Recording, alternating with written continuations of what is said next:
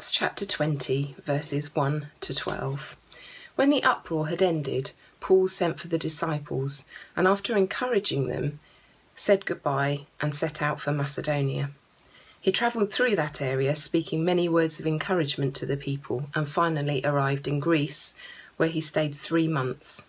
Because some Jews had plotted against him just as he was about to set sail for Syria, he decided to go back through Macedonia. He was accompanied by Sopater, son of Pyrrhus, from Berea, Aristarchus and Secundus from Thessalonica, Gaius from Derbe, Timothy also, and Tychicus, and Trophimus from the province of Asia. These men went on ahead and waited for us at Troas. But we sailed from Philippi after the festival of unleavened bread, and 5 days later joined the others at Troas, where we stayed for 7 days. On the first day of the week, we came together to break bread. Paul spoke to the people, and because he intended to leave the next day, kept on talking until midnight. There were many lamps in the upstairs room where we were meeting. Seated in a window was a young man named Eutychus, who was sinking into a deep sleep as Paul talked on and on.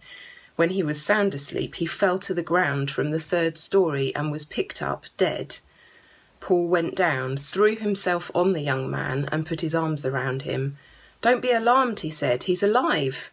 Then he went upstairs again and broke bread and ate. After talking until daylight, he left. The people took the young man home alive and were greatly comforted. Well, hello there. Thanks for joining me for another instalment in Acts. Today we're in chapter 20, and once again there's no shortage of action and excitement in our passage today.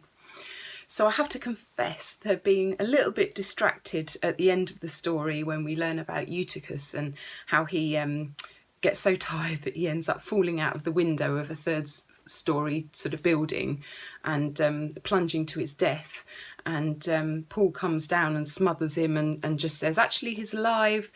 I found that quite amusing, I suppose, just in terms of the context and how it happened, and it just seemed really interesting, and it caught my attention for a while. So I had to get back on track and think about what the purpose of this account was really, and what we can learn from it. And I think there are 4 things that I've identified that I felt were priorities for Paul that we can learn from. So hopefully they'll be helpful to you as we go through them this morning. So firstly, we can learn that Paul approaches things in a very single-minded way. He knows that people are plotting against him, plotting to kill him and cause him harm, and yet he seems very single-minded in his approach to what he's been called to do. The mission that God has put before him is something that he is very focused on. And even though there's all these sort of difficulties around and people trying to kill him, he just carries on. He's focused on what he's called to do. He's focused on the mission set before him. And I think a lot of us might have been guilty of maybe giving up or looking at it and thinking it's just too risky to carry on. We're just going to pull back, maybe just quieten down a bit, not say too much. But Paul continues on. He goes on with what he feels God has called him to do. So we know that Paul gives priority to mission, and for him that's really important. What God has called him to do is of utmost importance, and he is committed and gives that real priority. Secondly, we see Paul encouraging. Right at the very start in verse 1, we read that he encourages the disciples. He gathers them together to encourage them. And he clearly puts a big emphasis on this.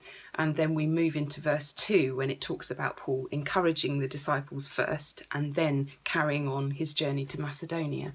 But he doesn't just think, right, I'm going to Macedonia, that's what I'm doing. It says in verse 2 that he encourages the people he meets along the way. And he just takes every opportunity to encourage people. And I think that's really a useful lesson for us. It really got me thinking and was a challenge to me as to when was the last time I really went out of my way to encourage someone. Perhaps someone from life group, perhaps a friend from church that I haven't seen for a while. When was the last time I went out of my way to encourage them? And even outside of that, outside of church family and maybe physical family, looking at neighbours and work colleagues and extending that out, not being narrow in the way we kind of give our encouragement.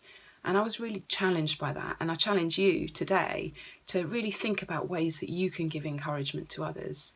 We're so blessed, aren't we, with technology now and phones that we can text and message and video call and things like that. There's no excuse. We need to be embracing that and really finding ways of encouraging others. So perhaps today find, a few people that you can encourage, perhaps someone in the family, someone in the church family, maybe a work colleague or a neighbour, and see if you can go out of your way to encourage people like Paul did.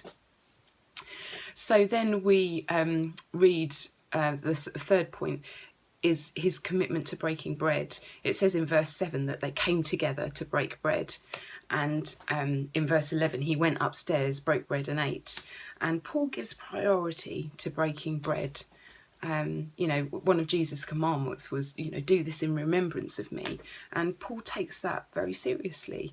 I think we could probably forgive Paul for being a bit distracted by the events of what had happened and perhaps kind of thinking, right, we better just stop there and kind of let's carry on, wrap things up. Someone's just fallen out of a window and died and come back to life. Perhaps we'll, just call things to a halt there and move on. But he doesn't. He gives priority to the breaking of bread and, sharing in that together. And again, another important lesson for us. Let's really be committed to that. Make it a priority to meet up with others and to break bread together. And the final sort of thing really to think about from this passage today is about Paul's priority to completion and seeing things through in spite of distraction. And we've already alluded to that really in some of the things we've said. Paul was all about mission and what God had called him to do.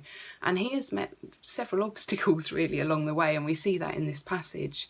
He knows that people are out to kill him. He knows that people are plotting against him. He has, people falling out of windows and dying.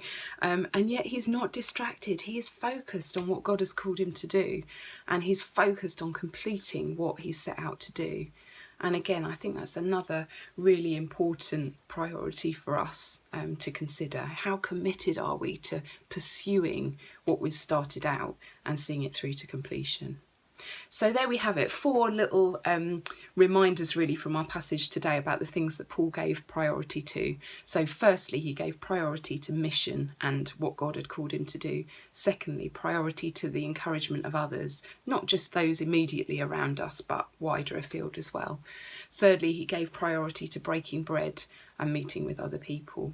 And fourthly, he gave priority to completion and just seeing things through in spite of distractions. And I hope that really helps you today. Take it on, see who you can encourage, and have a great day.